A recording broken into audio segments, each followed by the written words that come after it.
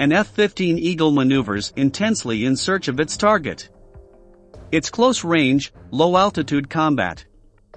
The Eagle does its best to turn around. The pilot desperately searches for his rival who seems to have slipped away, despite his lesser maneuverability. When he finally finds it, he understands that the fight is lost. His enemy, a helicopter, is in front of him, with a direct shot. The helicopter pilot has the F-15 in his sights, much to everyone's surprise. He takes a deep breath, he prepares to shoot, but instead he just calmly says, "Guns, guns, guns." The American generals write down the result of this new training combat, in which they seek to decipher the best way to overcome the new addition of the Soviet Air Force, the mighty Mi-24 Hind helicopter. However, their faces reflect their concern. The training and research sessions are leaving a clear result. Helicopters with these capabilities are absolutely lethal even for their advanced fighters. But how was the JCatch experiment carried out? What were the conclusions of the US Air Force?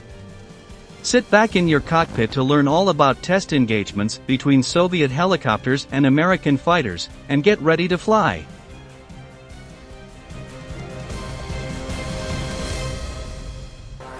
The introduction of the Mi-24 in 1972 set off American alarm bells. This attack helicopter gunship, called Hind by NATO, immediately stood out for its great size and power, to the point that Soviet pilots nicknamed it Flying Tank. With a crew of 2 or 3 workers and with capacity for 8 extra soldiers, the Mi-24 is powered by its 2 Isotov TB3-117 turboshafts, which allow it to reach a maximum speed of 355 km per hour.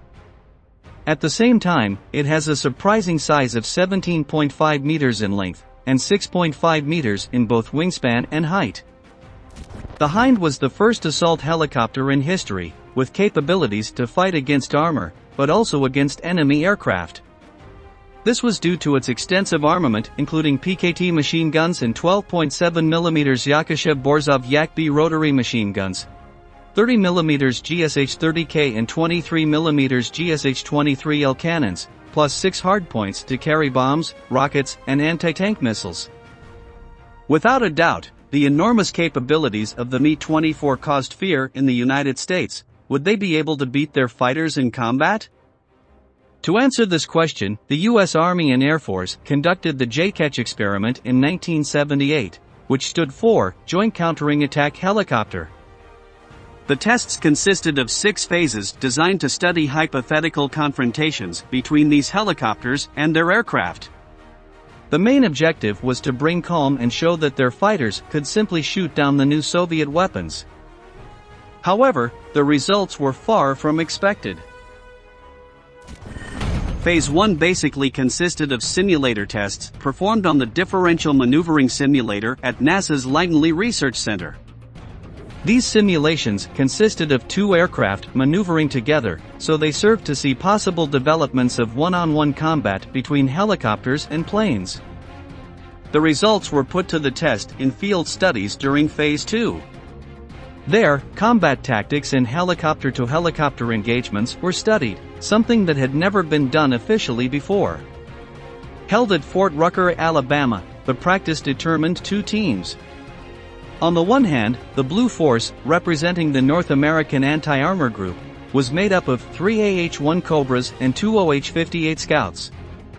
On the other side, there was the Red Team representing the Soviet Union. One of the difficulties was figuring out how to replace the Hind, which, at the end of the day, was the ship they wanted to study. This was a large, high-speed helicopter, but with limited maneuverability. Similar to the Sea King, but with a crew of 2 and heavily armed, like the Cobra.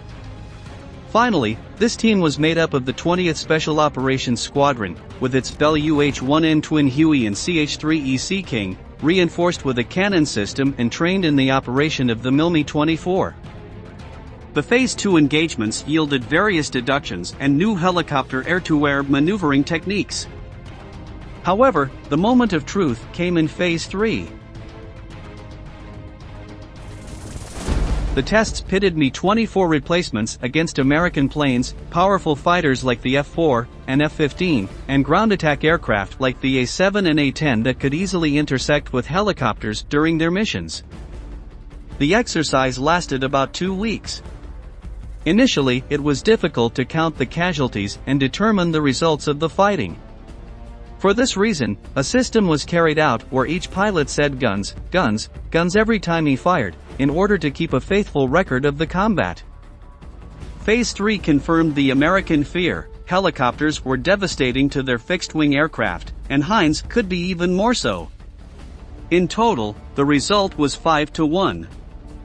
In the following 3 phases, those in charge of the project dedicated themselves to applying the lessons learned, looking for ways to reverse the results. Slowly, they found combat alternatives to confront the helicopters with their fighters. On the one hand, the F-15s managed to lock their sights on their opponents from about 40 miles away, which would allow them to use their AIM-7 Sparrows missiles to win the fight. In this type of combat, the North American Eagles emerged victorious, 2.9-1. On the contrary, in this style of fighting, the F-4s were again defeated by the helicopters, 0.7-1. Also, the A-10 obtained an even result. With its 30mm cannon, it reached a mark of 1.3-1. With this, the United States closed the tests. In conclusion, the JCatch experiment was more than effective, giving American pilots enormous tools to engage enemy helicopters in the best possible way. The basic lesson was that fighters should stay away from them, taking advantage of their ability to attack from long range or high altitudes. Do you think that, in direct combat, a Soviet Mi-24 would have been able to shoot down an F-15? Leave your answer in the comment box below, and don't forget to subscribe to our channel to continue enjoying the best content on aviation from the military world. Thank you very much for joining us until the end. And stay tuned for our next video.